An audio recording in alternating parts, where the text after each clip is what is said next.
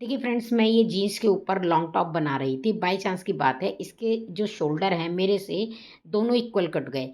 तो जैसे मेरे पास पीछे का जो शोल्डर है वो 16 है और मेरे से फ्रंट शोल्डर भी 16 ही कट गया, जबकि फ्रंट शोल्डर 15 पे कटना था। जैसे 1 इंच लेंथ में बड़ा होता है, 1 इंच विड्थ के अंदर छोटा होता है। इतना ही अंतर होता है। शोल्डर जब भी आप बनाओ तो इस चीज़ का ध्यान रखो, तो प्रॉपर फिटिंग आती है, गले में झोल नहीं आता।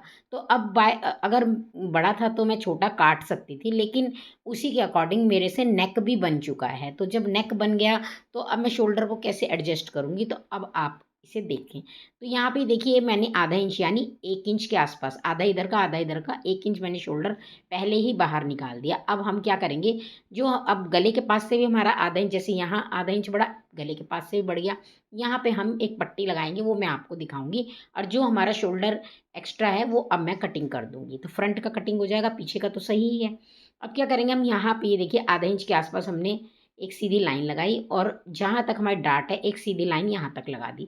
अब फ्रेंच कर्व की सहायता से हम इसको एक शेप देंगे। ये देखिए, ये मैंने इसमें शेप डाल दी। इस शेप के अंदर आप, मैं तो पट्टी लगाऊँगी, आप यहाँ पे कोई लेस वेस भी लगा सकते हैं।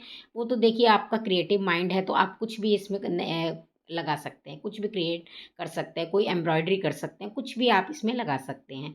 तो मैं बेसिक बताऊँगी आपको बिल्कुल। अब मैंने ये जितना भी एक्स्ट्रा था ये मैंने कट कर दिया। ठीक है? अब कट करने के बाद मैं एक फ्यूज़ पेपर लूँगी।